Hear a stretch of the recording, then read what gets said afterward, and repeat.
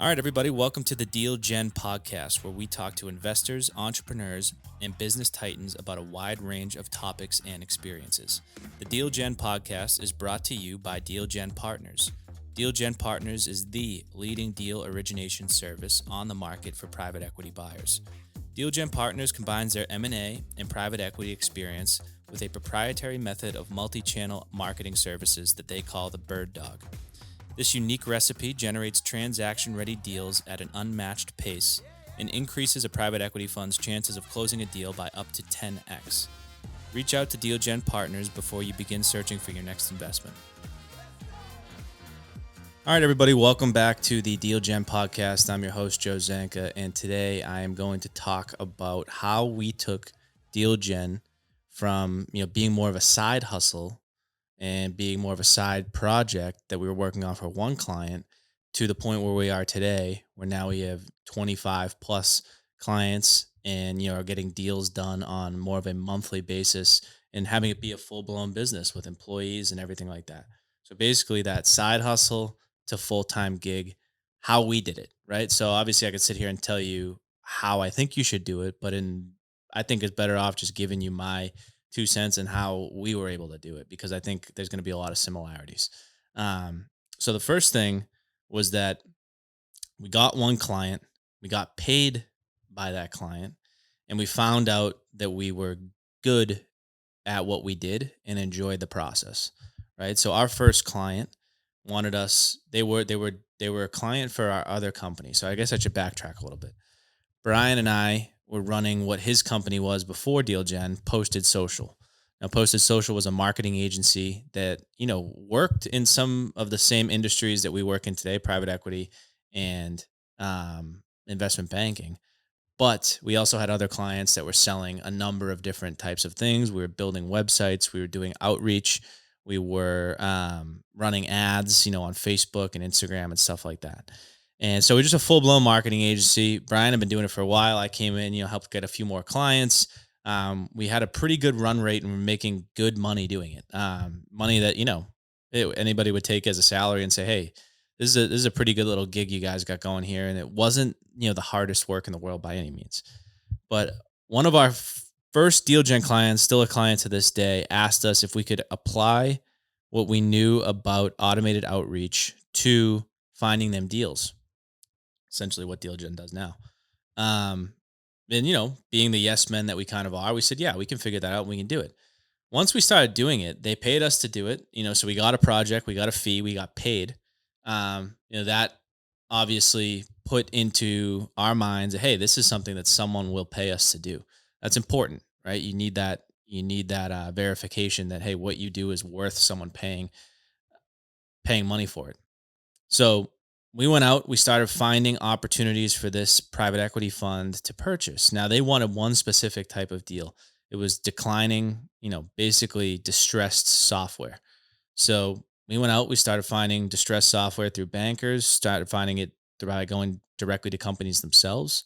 And, one thing led to another, and, we were off to the races. And our agreement with them was that if we found them a transaction that they completed, they would pay us a percentage of the deal for a success fee. So we were like, okay, well, there's a lot of upside there. They're going to do some big opportunities. So let's go out and give this a go.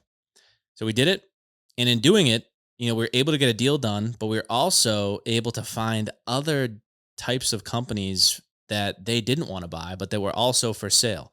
Also, good opportunities that someone could come in and buy, just not this one fund that we were working with.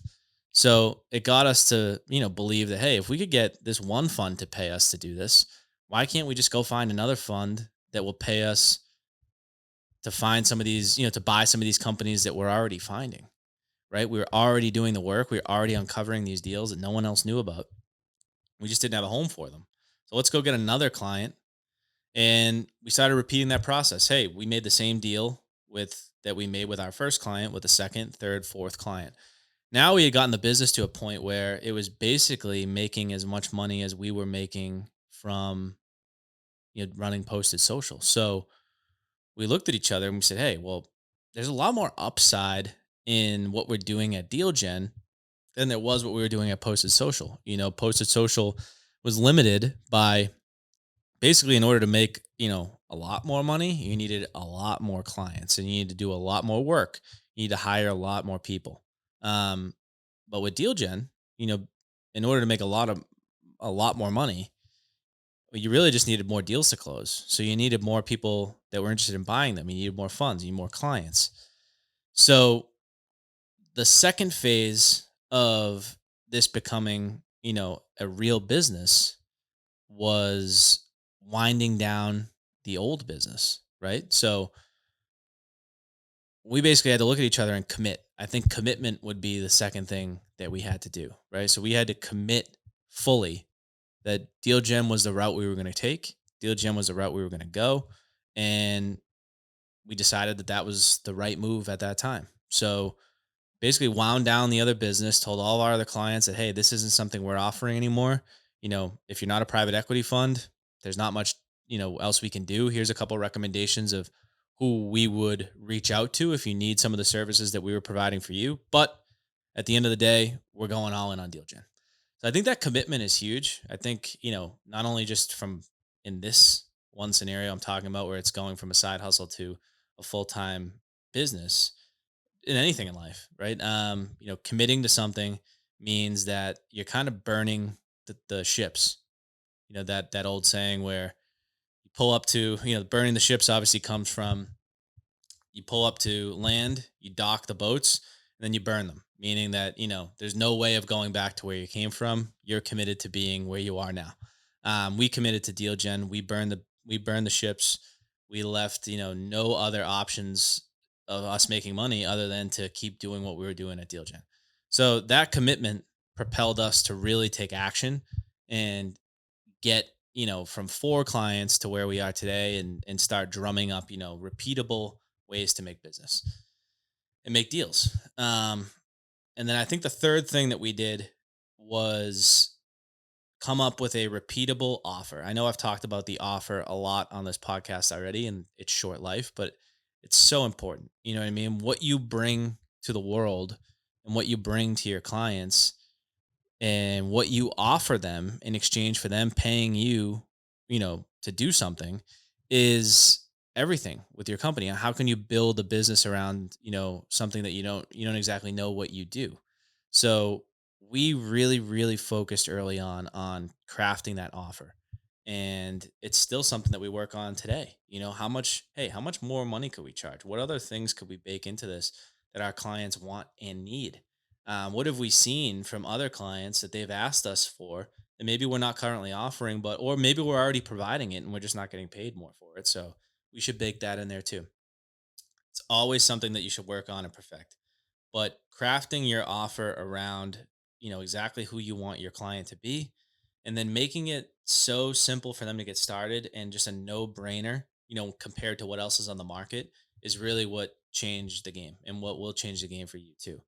So if you can, you know, I think, just take a step back here. If you come up with a new idea that's a side hustle, maybe you have a full-time job, maybe you're running your own business, but you see an opportunity to go after something, it's kind of seamless. I think it being seamless, it was pretty seamless for us. One of our existing clients asked us to use tools that we were already using, just apply them in a different way. So that made it pretty easy for us to say yes.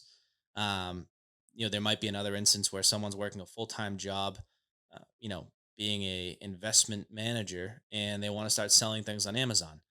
Not at all the same, actually completely different set of skills, completely different businesses. Doesn't mean you can't do it whatsoever. It's just recognizing, how much extra time you might need to put into that side hustle is important, because you want to be able to commit. Again, hey, this is going to take me an extra 25 hours a week of work. Can I commit to doing that? Do I have the ability to do that? If the answer is yes, I mean, for us, our extra commitment wasn't very high. So we tried it, took a look at it. We said, hey, is this something that we can continue to do? Grew it slowly. Didn't, continue to do Posted Social fully. Had all the clients that we already had still rocking and roaring. So we were making extra money, which is nice. But at a certain point, running Facebook ads and Instagram ads for a software sales company is much different than finding deals for private equity investors. And I think that having a niche and being known for something is really important. Building a brand around one thing. You don't want someone to come to the website and be like, these guys can run Facebook ads for me. They'll fix my porch and they'll find me deals. I mean, they're just you don't want to be all over the place. So we decided it was best to build a brand around finding deals for private equity companies. That's where we came up with DealGen. We committed, we went all in on it, and then we just kept crafting our offer over and over and over and over and over again until, now when we talk to new potential clients, I mean, it's a very straightforward conversation about how we can help them, about where we can add value, if we can add value. We've gotten to a point right now too where not everybody's going to be your client, right? And that's okay. Know who they are, craft your offer to exactly who that person is, build an avatar, right? Build who's the ideal person for me to pitch this idea to, and then go find more and more of them. And that's what we've been able to do. I've kind of loved every second of it. There are some challenges, right? When you're going from part time to full time, there might be a point where there is going to be a point where you have to make that leap, and in the middle of the leap, you're kind of just in the air and you don't really know, hey, there's no going back there, but I'm also leaving a decent amount behind, right? There's no guaranteed income on this other side. I'm going to something completely new. It's okay. You know, we were comfortable with it. We got to a point where we were comfortable with it. And, to be honest, the first time I ever went into business for myself, I made the leap, I think, way too early, right? So I left I had a job in real estate, was getting paid a salary by a company and just left it all together to go start a new business. So we didn't have any clients yet. We didn't have a single way of me getting paid. So I left my salary to go start a company at the beginning of my entrepreneurial journey. Not something I recommend doing. I think you can easily start something while you're still getting paid, and you should do that.